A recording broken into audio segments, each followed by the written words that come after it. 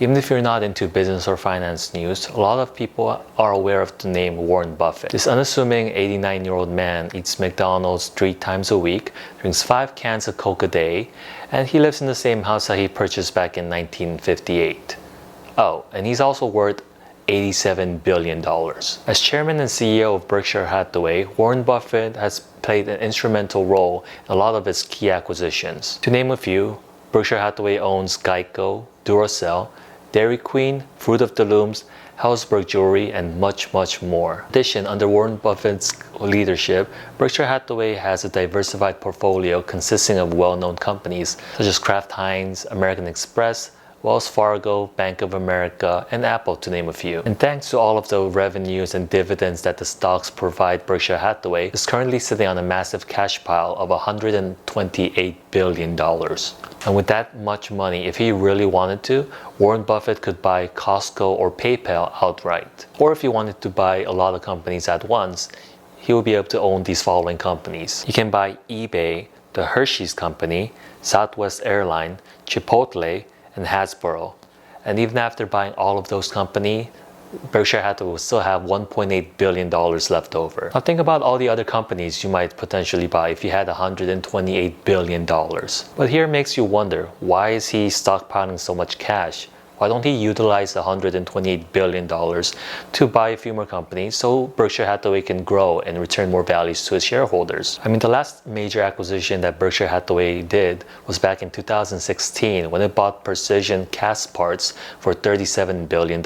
And it isn't like Warren Buffett's not looking to use his money. Last November, he offered $5 billion to purchase all of the outstanding shares of Tech Data at an average share price of $140. Ultimately, Tech Data decided to go with Apollo Management Group, which offered them a better deal of $145 per share. In addition, companies also approached him. Last year, Tiffany's, the luxury jewelry retailer, they approached Warren Buffett when they received a takeover bid by another major company. But in the end, Warren Buffett ultimately declined Tiffany's offers for a takeover bid. I'm sure there are other companies that Warren Buffett had passed on purchasing, but there are major lessons to be learned from his inactions in a way to hit the buy now button. You see, Warren Buffett champions value investing, which is he's looking to purchase companies that are trading at less than what they're actually worth. In other words, he waits for companies to go on sale. And even though he does have $128 billion to spend, with the stock market hitting all-time highs, companies are just too expensive.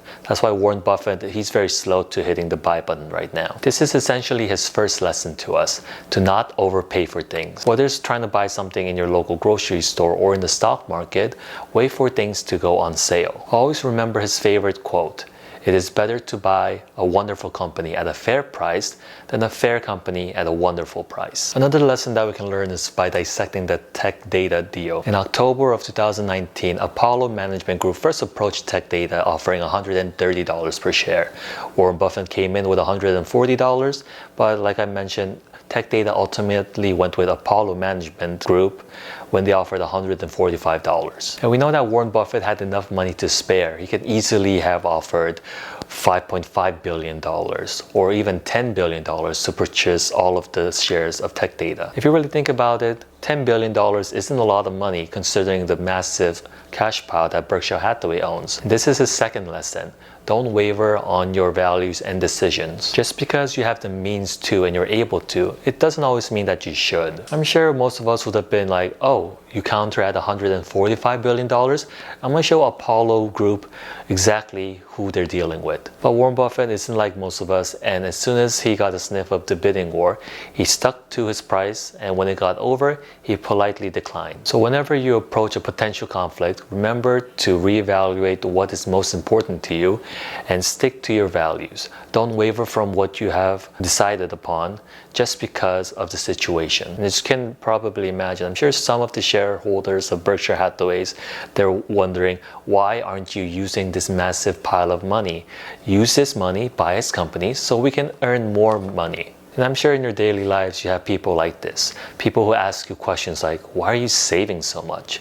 Why are you investing? Why don't you live a little? Unfortunately, we live in a consumer society where the majority of us, we end up going to work in order to pay for luxuries and to appear wealthy. This is why lesson 3 is so important. It requires to change your mindset and to focus on saving and investing for the future. Rather than spending your paycheck now or your money now, save a portion of it to set up an emergency fund and also invest so you can retire rich. And another reason why you should also focus on saving is because opportunities are going to come up in your life where you will be able to utilize your so-called $128 billion.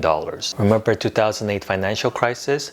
While everyone else was panicking and selling all of their holdings, Warren Buffett spent billions of dollars to help faltering companies like Bank of America, Goldman Sachs, and Dow Chemicals. According to the Wall Street Journal, the profit that's being made thanks to the deals he made back in 2008 is reaping him more than $10 billion and counting. In your investing career, you're going to come upon market corrections and even market crashes as well. And when that day comes, make sure you have money set aside.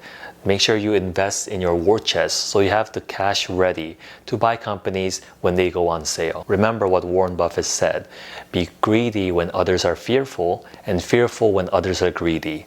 So when everyone is panic selling, thinking it's the end of the world, make sure you use that money to buy companies when they're down. Make sure you take your moment and you wait for the sale to happen. This video was actually inspired by the CNBC article I read a few days ago. I'll link the article below if you wanted to catch up on everything that is said.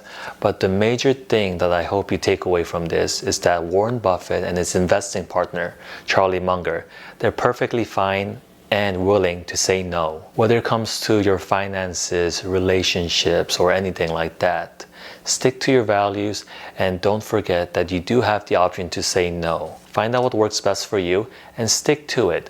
Don't let other people get in the way of what you actually believe and the values that you're going to live with. And who knows, maybe the lessons that you learned from listening to me is going to enable you to get to the point where you also have $87 billion. As always, thank you so much for listening. Don't forget to like, comment, and subscribe for more amazing videos like this. And I'll catch you in the next video. Alright guys, bye.